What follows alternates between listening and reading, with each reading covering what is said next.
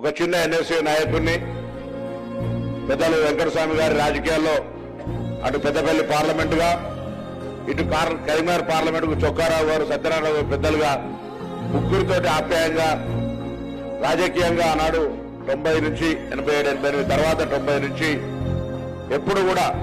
ప్రతి కార్యక్రమం లోపల నేను వాళ్ళ వెంట ఉండేవాడిని. రాజకీయంగా అనేక సందర్భాల్లో వాళ్ళ దగ్గర ఎట్లా కష్టపడి పనిచేయాలి, ఎంత నిబద్ధతతో పనిచేయాలి, ఎంత నీతితో పనిచేయాలి అనే అంశాన్ని ఆ ముగ్గురు నాయకుల దగ్గర తెచ్చుకుని అందులో వెంకటస్వామి గారు దినచర్యలో పొద్దున లేచిందంటే కొంత వ్యాయామం బ్రేక్ఫాస్ట్ తర్వాత ఆఫీసులో కూర్చొని ఎవరన్నా రాని డిస్పోజింగ్ సిస్టంలో నేను గౌరవ అంత పెద్దలందరికీ తెలుసు కానీ డిస్పోజింగ్ సిస్టంలో వెంకటస్వామి గారు నేర్చుకుంటే పొద్దున ఇంట్లో కూర్చొని మారేడుపల్లిలో 100 మంది వచ్చినా లైన్ గా టెలిఫోన్ కానీ ఎదుటి వాళ్ళకి ₹1 లాభం జరుగుతున్నా సరే డిస్పోజ్ చేసి ఒక పారదర్శకంగా ప్రజలను ఏ విధంగా సమస్యల పట్ల స్పందించాలనేటువంటి గొప్ప అనుభవం ఉన్నటువంటి వ్యక్తి. అటువంటి